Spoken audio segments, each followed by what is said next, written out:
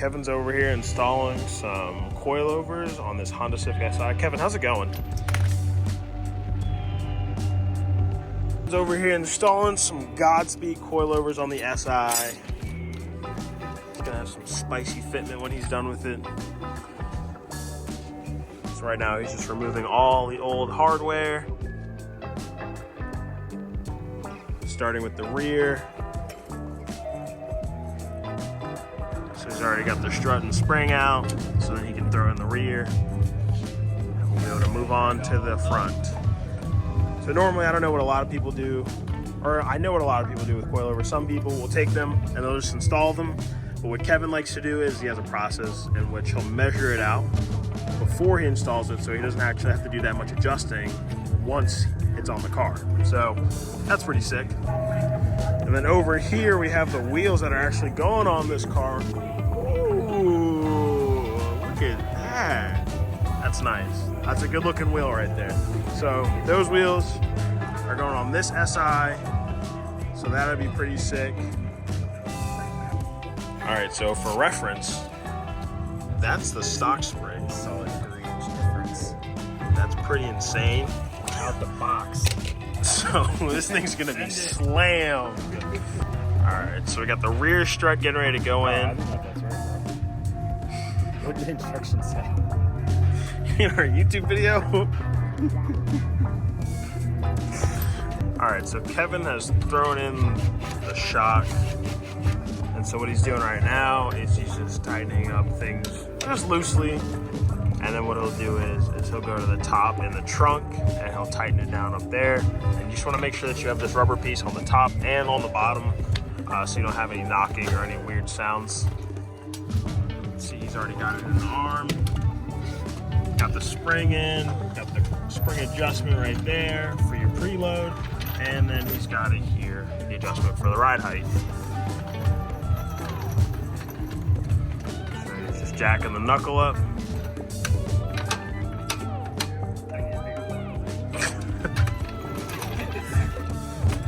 All right, we'll be back when we find a bigger piece of wood. All right, so we got a couple blocks of wood in there. And yeah, don't do this at home. So you can see he's jacking it up in there. And then he'll go to the top. Don't forget your rubber. Oh, don't forget to lube up your rubber.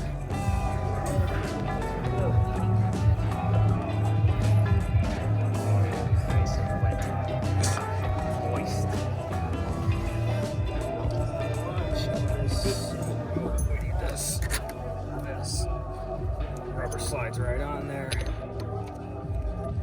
Oh. Carl, we have a problem. This does not fit. What? Yeah.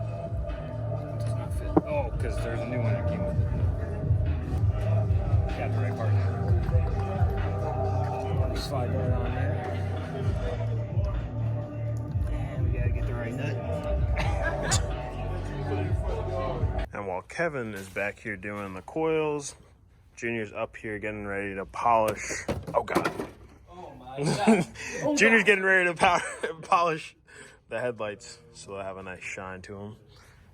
Using the Mother's kit, which is actually a really good kit if you're ever looking for a way to restore your headlights. So it'll take away all this oxidation and whatnot. So that's pretty cool. All right, so he's got that in up here and back up under the car. Oh, he's got to put on the dampening nut on the top. So you set that right up there. Yeah, so Kevin's gonna throw on the dampening knob on top. So that'll allow him to adjust dampening on the actual spring. So that'll be nice for ride quality. So the best way to do it when you set these up is to either pick a side and go either all the way to soft and then pick your settings so it's easier to set them on all sides of the car. And then most of them you normally have anywhere between like 1 and 30 ways of adjustment, so that's pretty cool. So if you want a bit of a softer ride or a bit of a more stiffer ride, it depends on the application, whether it's track or just driving on the street, that's pretty good for that.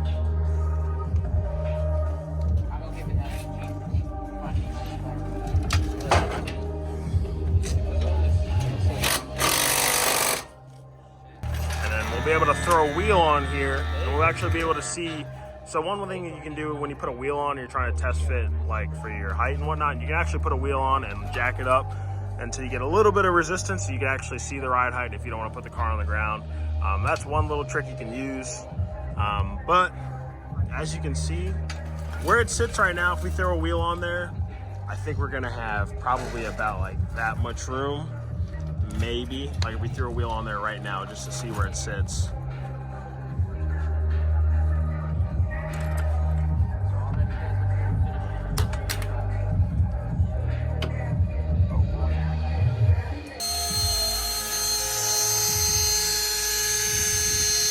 You can already see a lot of that oxidation is already cleared up. A little bit of a process, but it's worth it in the end. Right, Junior? Yes. And that's pretty much it for the rear. Then you just put everything back.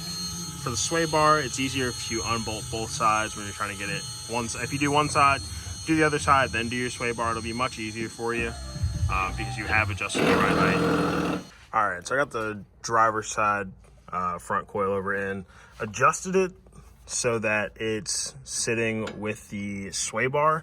Only thing is that kind of does limit us on how low we can actually set the car, only because I'm not sure, I could be wrong on this, maybe it came with it, but the end link is so tall, like this is where it would match up for the sway bar, but it would need adjustable end links so that we could lower the car a bit more, and then we could adjust where the sway bar end link sits. But right now with the factory sway bar end link, it sits right there.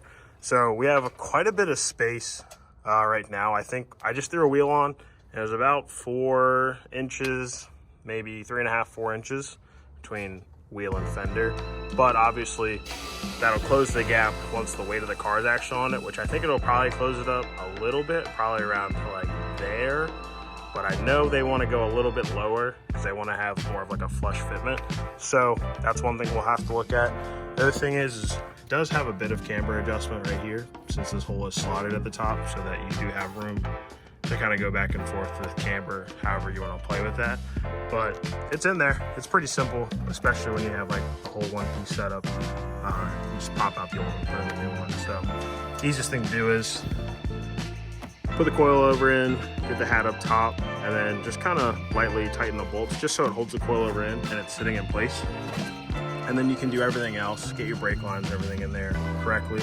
But yeah, it's in there now. So now is where the tedious part is, where a lot of people don't like doing coilovers, is because you now have to sit here and play with the height and adjust it so it matches the back, and you have a flush fitment all the way around. And it helps that he does have new wheels, so these are different from stock, so that'll also help us achieve that flush fitment.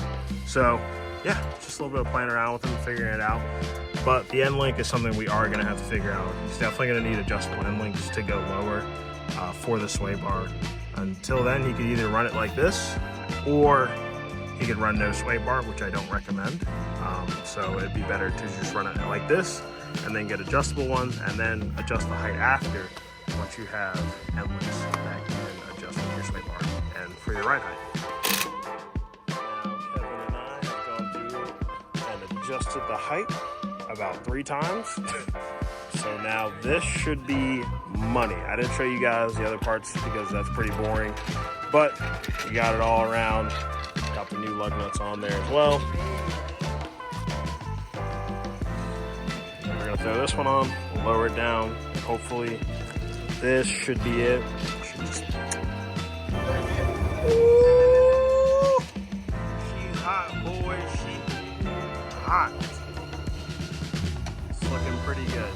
Now it needs to go for an alignment, because that alignment is it's zesty.